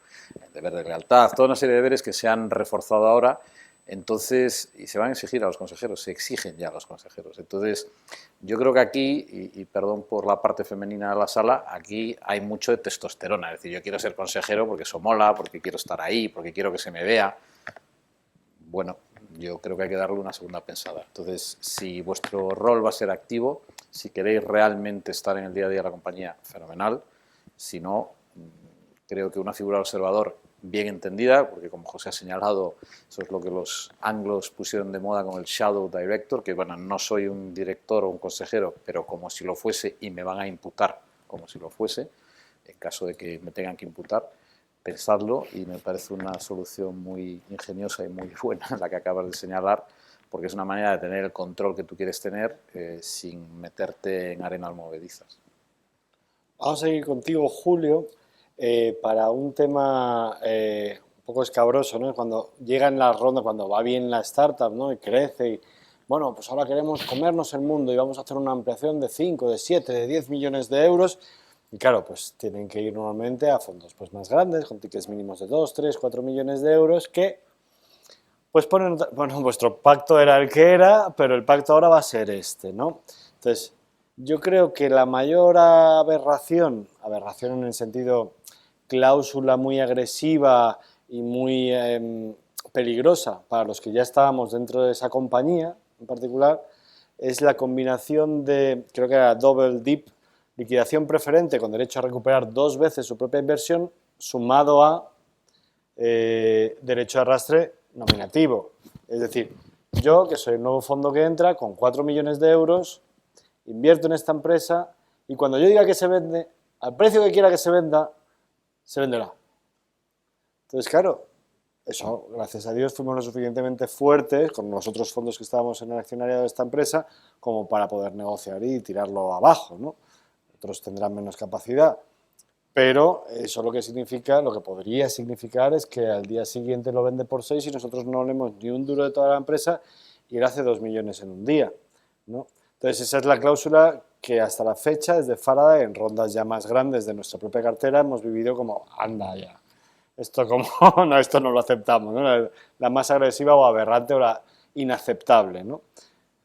En tu caso, Julio, ¿cuál es la que has visto? No, obviamente sin decir el pecador, pero sí el pecado para poner en guardia a los asistentes. No, yo he tenido la suerte de no ver ninguna como la que acabas de describir, porque creo que me habría revelado de manera casi hasta agresiva. A ver, yo creo que esto es como toda la vida también, depende de cuál sea tu situación y tu necesidad. Entonces, y voy a poner un ejemplo que yo la primera vez que lo viví me llamó la atención, pero cuando me lo explicaron me di cuenta. En el cine, contrariamente a lo que pensemos hoy, el cine actual, a nivel internacional al menos, a nivel de Hollywood, etc., es un negocio financiero. Y ahí lo que hay es una financiación. Y muchas veces, salvo que tengas un actorazo o actriz de primera categoría y un director de tal, muchas veces cuesta mucho dinero levantar, o sea, cuesta mucho esfuerzo levantar el dinero que cuesta hacer una película, sobre todo en Estados Unidos. Y muchas veces pasa que una vez que has levantado 90 de 100 millones o 95 o 98, te falta 1 o 2. Pero es que ese 1 o 2 es el hago la película o el no hago la película. Y el que llega y pone ese 1 o 2, vamos, pues lo que tú acabas de contar. Es decir, como sin mí no hacéis la película, pues yo pido aquí el oro y el moro. Y como vuestra alternativa es o hay película o no la hay, pues o tragáis o os quedáis ahí, ¿no? Entonces, en una situación de no necesidad, a mí lo que tú acabas de contar me parece ultra agresivo. Y yo creo que es inaceptable. Entonces, yo entiendo como fondo y como, por tanto, inversor financiero que quieras, sobre todo cuando estamos hablando de startups, donde la incertidumbre es mucho mayor, que quiera asegurarme que nadie cobra antes que yo, que al menos recupero el 100% de mi principal. Sí que hemos visto muchas de el 100% de mi principal y un interés o un hurdle rate que se utiliza mucho en capital riesgo, que es un interés, un retorno sobre mi inversión mínimo de X y a partir de ahí ya repartimos como toca o no, o sigo teniendo alguna preferencia hasta que no consiga X y a partir de ahí ya sí que repartimos como toca, me parece suficientemente agresivo como para ya no irnos a algo como lo que tú describes, que me parece casi hasta insultante, ¿no? La más bueno. chunga tuya, Gonzalo. Pues mira, una cosa que no hemos tocado en las manifestaciones y garantías, que me parece importante, en cómo se determina la responsabilidad y en la penalización por un incumplimiento de manifestaciones y garantías. Por hacer un inciso para los que menos, viene en el pacto de socios y lo que dice es, bueno, manifiestas que, por ejemplo, no tienes ningún litigio abierto o que no tienes deudas que no me hayas dicho, que tus cuentas son realmente esta y me garantizas que estás corriente con la LOPD o con blanqueo de capitales o con lo que toque, ¿no? Sí, más cosas, pero bueno. Se acota la responsabilidad, ¿no? Los socios declaran lo que hay, ha podido haber auditoría, no auditoría, y luego hay un régimen por el incumplimiento de esas manifestaciones y garantías. Y además, como eso suele ir como anexo, o suele ir muchas veces, o sea, en todo esto a mí, más que la barbaridad, lo que me preocupa es que el cliente entienda la barbaridad. Luego ya, pues si él quiere tomar la decisión. Entonces, asesorando a emprendedores a veces nos ha pasado que nos hemos encontrado un régimen de incumplimiento brutal en cuanto a la responsabilidad, porque es distinto responder con participaciones, que haya un ajuste de participaciones, a responder personalmente con dinero, con cantidades muy importantes por algo que a lo mejor no puedes, por una contingencia que no puedes controlar o que dependiendo de cómo estén redactadas las manifestaciones y garantías, el día de mañana el emprendedor sin saberlo se puede llevar un disgusto muy gordo, ¿no? Entonces, quizás sea en ese ámbito, porque a veces pasa en un terreno más gris y los abogados no estamos pendientes. Responsabilidad personal de gran importe en manifestaciones y garantías. Eso es, o sea, el no haber establecido un régimen de franquicia, que parte sea con un ajuste de participaciones, o sea, el que sea una cosa de mercado, vamos, el régimen de incumplimiento de las manifestaciones y garantías. No sé, perdón, que ahora haga de moderador, si quieres explicarlo de la franquicia, porque a lo mejor para nosotros es algo también muy básico, pero a lo mejor no para todo el mundo lo es, ¿no? Sí, bueno, nosotros como estructura en particular, porque encima hacemos los tres, ¿no? Lo que decimos es hasta 10.000, no me acuerdo, 10.000 o 20.000 euros y tal, que, bueno, pues cosas que te pueden haber surgido y que no pasan a nuestras inversiones de 300, pone o 500 o tal, bueno, pues son cosas que se le puede pasar a cualquiera, bien. De 20.000 a 100.000, por ejemplo, poniendo que invertimos 300 o 400, dices, joder, esto ya, entonces ahí hacemos participaciones, ¿no? Pero dices, a ver, si es un engaño, o sea, te has meado en la moqueta, nos has escondido que es que habías infringido, todas tus patentes era infracción de patentes. O sea, que decías que tenías 20.000 de deuda, tenías 2 millones de deuda, ¿quién te la ha dado, no? Y nos la has escondido y el próximo vencimiento es el mes que viene. Nos devuelves nuestro dinero. La empresa nos devuelve nuestro dinero, ¿vale? Si aún lo tiene, ¿vale? Si no, ya entra en responsabilidad el administrador. Sí, lo que pasa... Pero la franquicia es pues ese suelo por debajo del cual admitimos pulpo. No hace falta que pagues nada porque es tan pequeña la cantidad que es que no... Sí. Suele ir combinado con otra cosa que es lo que se llama la cesta, que es... no siempre tiene los dos límites, ¿no? Esto es como el seguro del coche. Oye, pues si voy a dar un parte y tengo una franquicia de 100, los 100 primeros los pago yo y a partir de ahí yo lo pago el seguro. Aquí sería al revés. Los 100 primeros no los paga el emprendedor, no se le cobran, no se le reclaman y a partir de ahí sí. A veces hay un segundo límite que se dice, oye, bueno, aunque tengas reclamaciones por encima del mínimo que hemos pactado, si no suman entre todas ellas X cantidad, de nuevo, te lo perdono. y si no, te lo cobro. Y ahí volvemos a otro, suele haber dos tipos de cláusulas, que es te lo cobro desde el primer euro o te cobro a partir del exceso. Sí. Que aquí, en ese tipo de compañías también lo que hay que mirar es el sentido práctico de las cosas. Tú puedes decir, oye, fantástico, responderás personalmente y oye, te pediré tal, pero si estamos en una fase inicial de la inversión, ¿con qué va a responder el emprendedor? Con las participaciones, que si se va él no valen nada. Es decir, ¿con qué se responde? Está perfecto, porque luego, al final el papel, lo que decimos, ¿no? Lo aguanta todo. Entonces, la única aquí garantía que tienes, o no es garantía, pero más o menos seguridad de que la compañía está bien, es con lo que se llama la revisión legal, la due diligence. Aquí, normalmente, si la ronda no es de un importe muy elevada, la gente quiere ahorrar costes y no invierte demasiado en la revisión. Ahora estoy haciendo aquí un guiño publicitario para la profesión del abogado, pero es cierto. Es verdad. Pero la gente no quiere invertir, ¿no? en asesoramiento, en la revisión legal de la documentación en fases. Si estamos hablando de grandes rondas, esta discusión ya no aplica porque ya hay dinero y ya sí que se puede responder ya en ocasiones con dinero. Pero en series A, en series B, hay que hacer lo que hay que hacer es una buena due diligence legal y una buena técnica para mí. Es decir, hay que revisar a fondo la patente por parte de un experto y hay que gastarse los 15.000, 20.000 euros para hacer una revisión a fondo y evitarte problemas, porque el tratar de traspasar la responsabilidad al otro, ¿no? Y si vas engañado, no sé qué, pues responderás tú con las acciones y si no con tu patrimonio, ya, pero si las acciones valen cero porque se va y si tu patrimonio tiene cero porque no tienen normalmente, pues habrás hecho un flaco favor a tu inversión, ¿no? Entonces, la recomendación siempre es, oye, hay que hacer una due diligence, siempre, fiscal. Trabajadores suelen tener 2 o 3 trabajadores, no es significativo allá. Cualquier cosa que aparezca, si la empresa no estamos en unas series C o en una empresa, no será significativo. Por supuesto, propiedad intelectual e industrial, por supuesto. Y si tiene algún contrato importante, pues mirarlo bien. Pero tampoco son tantos aspectos. Hay que mirar pocas materias, pero que son relevantes y mirarlas a fondo. Yo creo como un mecanismo para asegurar realmente evitar sorpresas en el futuro. Otro pequeño guiño comercial a la profesión. Sí. O sea, tiene aquí hoy. Esto no es para que salgamos de aquí cada uno a firmar pactos alegremente con la primera empresa que veamos. Es para que entendamos en mucha mayor medida el asesoramiento del abogado que necesitemos a la hora de firmar pactos de socios y que sepamos qué implica económicamente, en cuanto a riesgo, etcétera. Pero estáis viendo, es que incluso dicen, no, es que yo tengo un amigo que ha invertido en muchas empresas. Que invertir es muy poquito.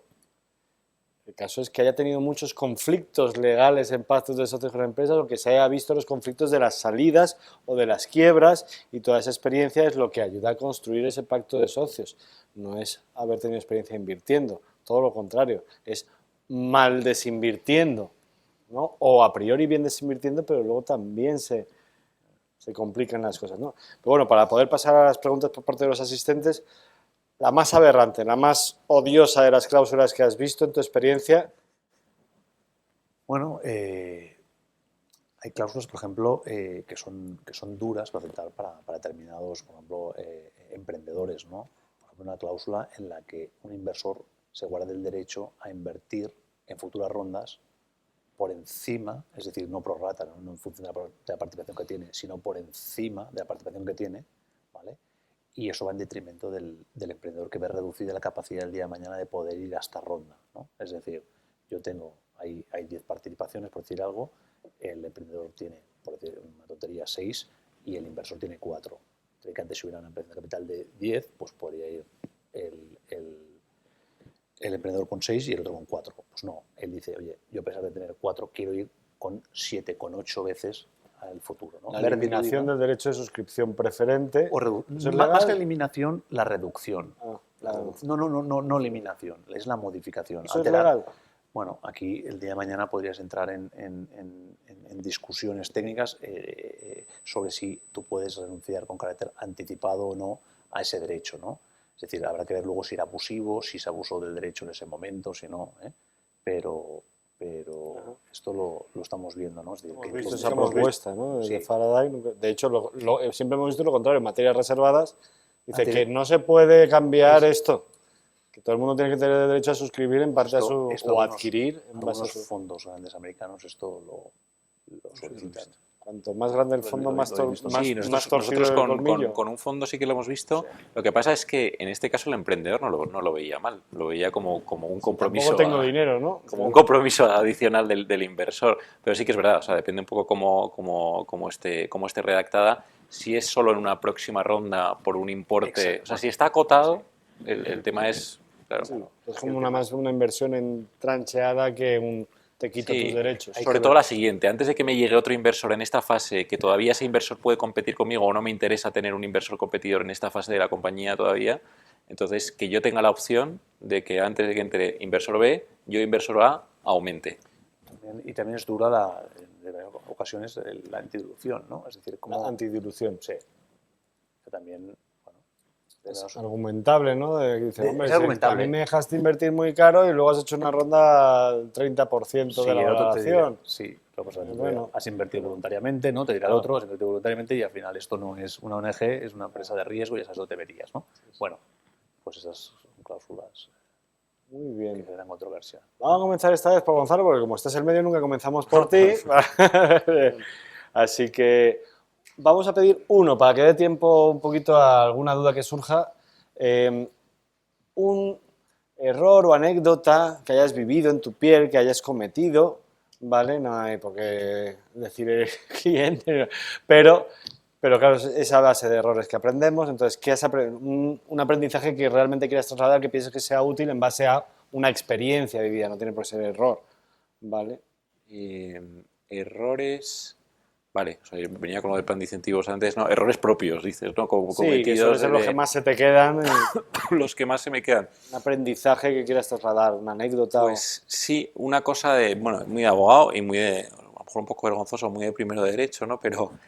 Pero esto sí que nos ha pasado alguna vez en una operación reciente con el cambio euro-dólar. Claro, estábamos haciendo aquí un aumento de capital bastante gordo en euros.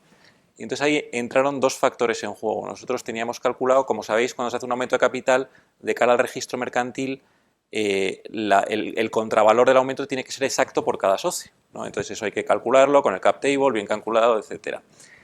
No pasa nada si te pasas de la cantidad, porque luego en la escritura puedes hacer un ajuste y decir que se devuelve la cantidad al socio, pero tienes un problema gordo de cara a la firma y hacer el aumento de capital si un socio ha metido 20 céntimos menos o 20 euros menos, me da igual. Y entonces aquí lo que nos pasó es que no tuvimos en cuenta, porque sí que se estaba establecido, se hacía la transferencia de los fondos por un fondo americano en dólares, había acordado un tipo de cambio, pero no tuvimos en cuenta una pedazo comisión bancaria que metieron a esa transferencia, con lo cual llegó menos, ¿no? Y entonces, pues el día de la notaría, el cierre, después de haber trabajado mucho por la noche y tal, resulta que es que no nos llegaba el certificado bancario por la cantidad exacta que tuvimos. Que luego rápidamente se soluciona, porque se nos ocurre sobre la marcha y realmente es una tontería, ¿no? O sea, es un error, lo que pasa es que en el primer momento entras en pánico y dices, oye, pues es que se manifiesta en la escritura que esa parte... Ah, no, porque no era compraventa, no me acuerdo cómo lo solucionamos, la verdad. Porque estaba diciendo que se aportaba... Ah, no, sí, fue alguien a aportarlo en caja, en cash en el banco por cuenta de... Nos dejaron, hubo un lío tremendo, pero vamos, esa es así última anécdota que recuerdo y seguro que ha habido muchas más, vamos, pues es la que tengo.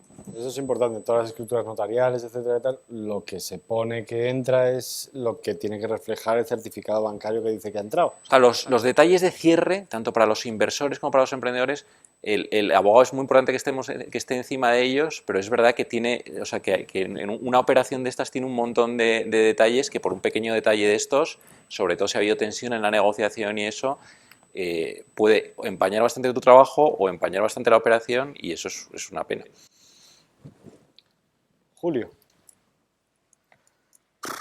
Yo, a ver, lo primero que me viene a la cabeza, te la contaba a ti antes, y ya que antes conté lo de Vodafone, aunque no sea una startup, pero yo creo que esto vale, ¿no?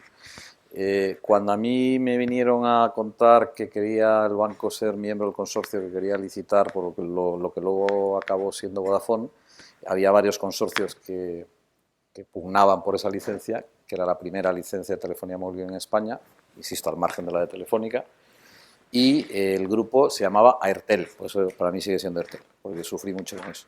Y es una pregunta muy tonta, pero muy de abogado, que es, oye, el nombre de Airtel, la marca de Airtel, la tenéis registrada, es vuestra. Dice, no, pero da igual, siempre y cuando no la tenga nadie, que siendo Airtel, hombre, no es muy común, pero tampoco es tan raro, y da igual si no ganamos la licencia, porque entonces no, eso no tiene valor. Pero si ganamos la licencia, eso va a tener un valor enorme. Nadie me hizo caso y por mucho que insistí, lo dije, y entonces nosotros hicimos una búsqueda. Nosotros encontramos que había una tienda de ordenadores en Málaga que se llamaba Airtel y nadie hizo nada. Se ganó la licencia, 85.000 millones de la época, que hoy es nada porque lo dices en euros y parece que no es nada, pero en aquel momento era un dineral, hoy para mí sigue siendo un dineral, y nunca nadie me quiso confesar lo que se pagó por comprar ese nombre a esa tienda de ordenadores en Málaga, lo cual quiere decir que la cantidad debe de ser bastante elevada. Y una operación que hicimos con una startup, los que invertían porque esa startup tenía un software que era lo que ellos compraban realmente. Y de nuevo volvimos a hacer la pregunta idiota de, bueno, el software está en la compañía, ¿no? Sí, hombre. Pues no, el software estaba en un señor que vivía en Estados Unidos y que menos mal, que a pesar de las dificultades que nos puso, al final conseguimos llegar a un acuerdo con él y se pudo meter en la compañía. Pero durante meses no hubo operación porque el software no pertenecía a la compañía. José. Bueno, y un poco en línea con lo que comentaba antes, ¿no? El error es no prever realmente el efecto práctico de las cláusulas.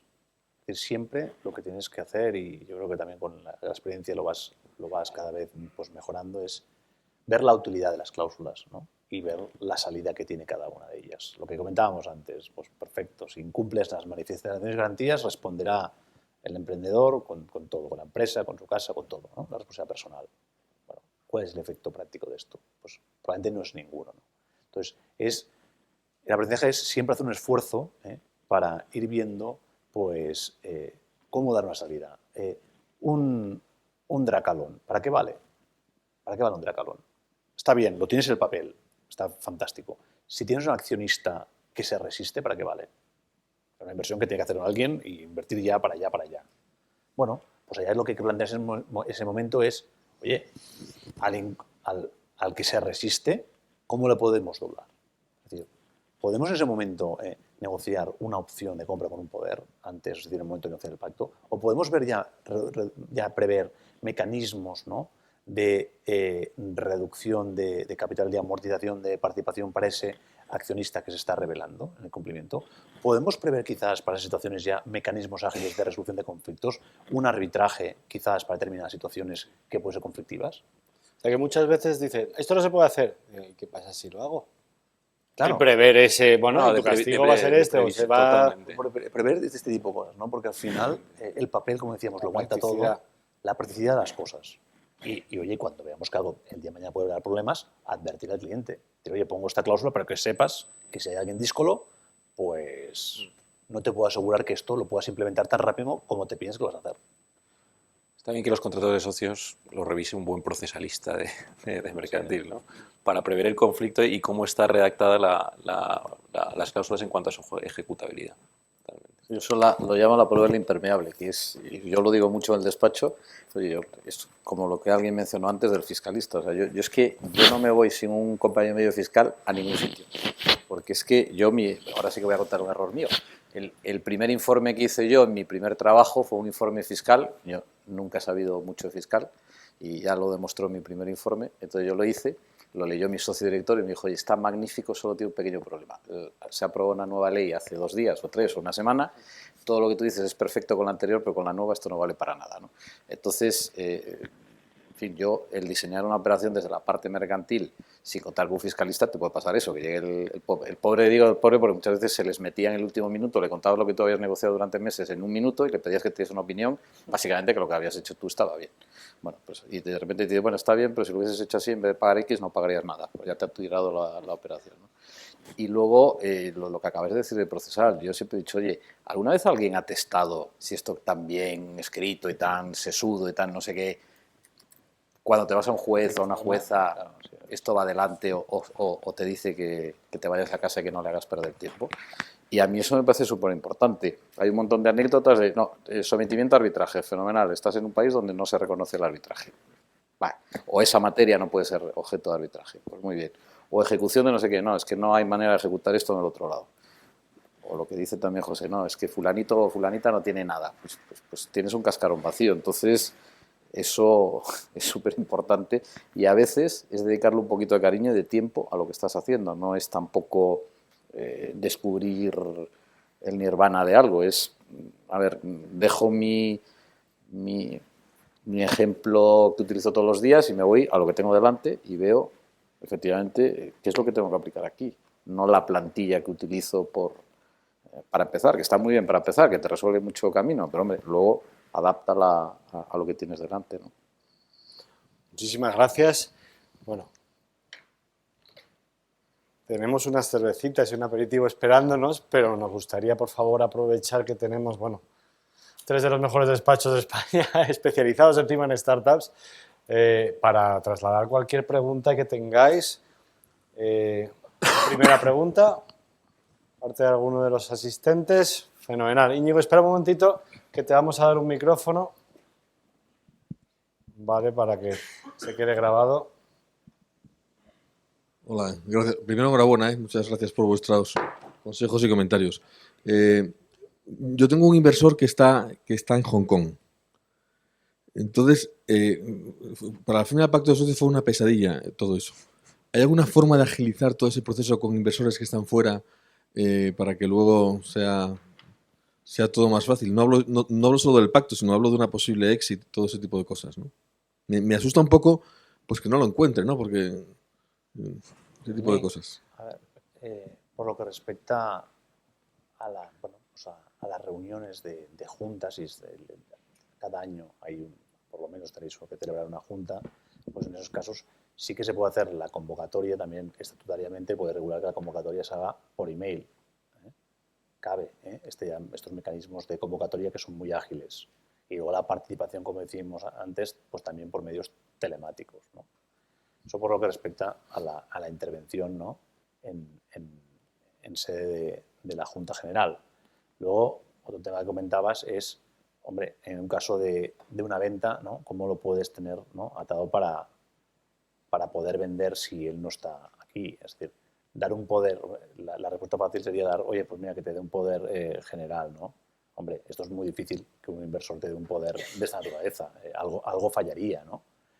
Entonces, bueno, otro tema, te tendrían que dar un poder especial para esa operación, porque de otra forma, bueno, pues podría ser que firmaras y que luego te ratificara en el extranjero, pero si no, aquí lo que tendría que hacer para poder formalizar esa transmisión ante un notario, aquí, pues, si es una SL, esa transmisión de la participación, necesitarías acreditar que tienes o bien actuar por un mandato y que te ratifique la actuación, lo que implica unos riesgos que no sé si estáis dispuestos a asumir. Si es un desconocido, pues probablemente no estarás dispuesto a asumir, y si no, te tendrán que dar un poder especial que tendrá que otorgar él en donde esté, y si se tiene que apostillar, porque está en la apostilla de la Haya, pues obtener un sello de la apostilla de la Haya para que sea válido, y si Haya no está adherido a la convención que te ponen el sello y que es válido en España, pues tendría que ir al consulado de España en el país en el que se encontrara el inversor para que fuera válido el poder. Hay poca... Bueno, es que claro, es que hay que comparecer ante un notario para poder llevar a cabo la transmisión de una participación, y de momento ese sistema no te funcionaría. Es que eso depende del tipo de acto que quieras hacer. Y luego yo sí que creo que caben poderes, no, por ejemplo, yo no te puedo dar un poder para que tú a partir de ahora vayas a todas las juntas en mi nombre, porque te tengo que dar un poder para cada junta. Otra cosa es que adquiera el compromiso de darte el poder en cada junta, pero luego te lo tengo que dar. Pero sí que para hacer ciertas cosas yo creo que sí que se puede poner en el contrato algún tipo de mecanismo automático que tú tengas la representación de esas personas. Como decía ahora José, no te voy a dar lo que los abogados llamamos un poder de derribo, donde tú puedes hacer todo, pero sí que a lo mejor podemos tratar de acotar que ante ciertas situaciones objetivas tú puedas representarme y llevar a cabo cierto tipo de operaciones siempre y cuando estemos en uno de esos supuestos objetivos que se han planteado.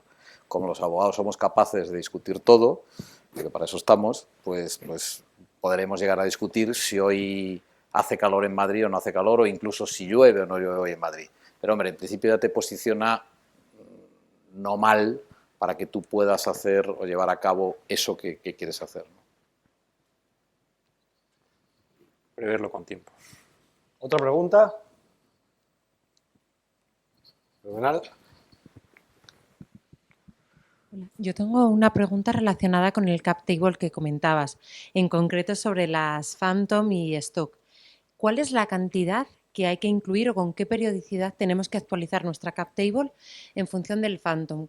¿Qué cantidad hay que poner? ¿El restricted stock que tienes o hay que actualizarlo periódicamente en función de las entregas que das a las nuevas incorporaciones de la compañía? Es muy buena pregunta.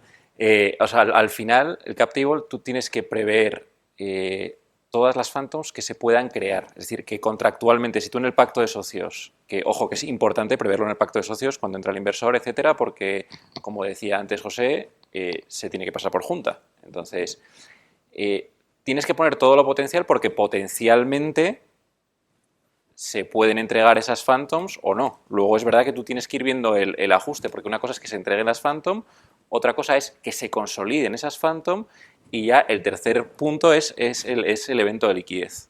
Entonces, ahí puedes distinguir entre consolidadas y no consolidadas, pero potencialmente tienes que ponerlo todo. Tienes que hacer una previsión de una estimación más o menos objetiva en un periodo de tiempo de las Phantom o Stock Option que creo que voy a entregar en función de la Sí, pero yo pondría el porcentaje total del plan aprobado. Si tú tienes un plan de incentivos aprobado con un 7,5%, por poner un ejemplo, ese 7,5% ahí. Luego, porque el plan también tiene una vigencia. Si se acerca al término, si no se han entregado las Phantom y llega la vigencia del plan, pues ya te lo cargas. Pero hay que poner todo lo que se haya aprobado. Vale. Sí, sin duda. Ahí nosotros lo hemos hecho de dos maneras, ponerlo siempre todo, y tienes dos opciones, o irlo entregando como dice Gonzalo, o que alguien sea el teórico titular de ese todo, de parte de ese todo, con la obligación de, y si finalmente no hubiese reparto porque no se hubiese fichado más gente o porque no hubiese surgido la oportunidad, digamos, se amortiza, ese derecho se extingue automáticamente. Pero tenlo contemplado siempre, porque si no se da, para irte abajo tienes tiempo. Si se da y no lo has contemplado, vas a tener la situación de cabreo de unos cuantos que te van a echar la culpa a ti.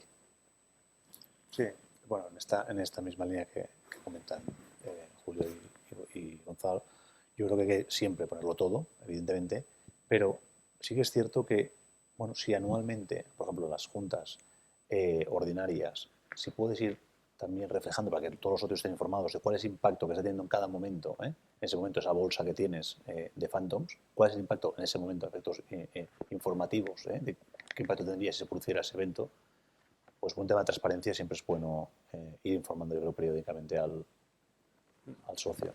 Luego también puedes tener situaciones en las que si no se ha producido el evento sobre esa parte de las Phantom ya no se va a producir, y hay otras en que no, en que si se produce, aunque sea en el último minuto, se puede producir y por tanto tienes obligación de otorgar el 100% de los derechos que habías contemplado. Entonces también en función de eso tendrías que hacer una especie de amortización o no de esas Phantom en función de si hay una ventana que se ha cerrado y con respecto al paquete de esa ventana no se ha producido el momento de liquidez o de ejercicio del mismo y ya no se va a poder recuperar, pues ese sí que me lo puedo cargar o no.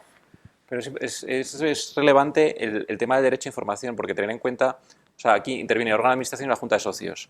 El órgano de administración crea el plan, la junta de socios lo aprueba, pero es verdad que como inversores luego os perdéis lo que pasa con el plan, porque quien lo implementa y quien va otorgando las award la concesión sobre las Phantom es el consejo. Entonces es verdad que ahí como inversores, si tenéis ese derecho de información en junta o mediante otra vía, es bueno para que podáis hacer un seguimiento más detallado de la inversión. Vale. Bueno, en ese caso es transparencia, como decía. Para los más neófitos, esto de Phantom, que suena deportivo, suelen ser paquetes de acciones estructurados fiscalmente para que no sea tan malo como las stock options, las opciones sobre participaciones, pero para incentivar a empleados, ¿no? En su caso, dar participación en la empresa a tu equipo, los más importantes en tu equipo, o muchas veces para acceder a poder contratar auténticas estrellas, o crees tú estrellas antes de contratarles, que van a venir y que no tienes el dinero suficiente como para pagarles su salario del mercado. Entonces, en vez de pagarte 130.000, que es lo que ganas, sé que sabes muchísimo de esto, tienes todos los contactos, etcétera, etcétera, pero mira, te puedo pagar 50.000, pero te pago otros 150.000 ya a valor de empresa de hoy, que encima va a crecer muchísimo ese valor gracias a tu aportación trabajando tiempo pleno por la empresa. Y yo te hago socio de mi empresa y te pago en participaciones de la empresa, pero no te las doy tal cual porque te puede crujir fiscalmente, sino que te la voy a dar en un Phantom Share Agreement, que sería ese, para buscar un poquito los menos abogados de nosotros. ¿Otra pregunta más? Hay neveras, la cerveza seguirá fría, no hay problema. David. ¿Qué tal? Buenas tardes. Mira, quería preguntaros por vuestra opinión y experiencia respecto a la nueva ley de derecho de separación de socios. En sede de distribución de dividendos, dices. Cuando no se distribuyen dividendos. Bueno, al final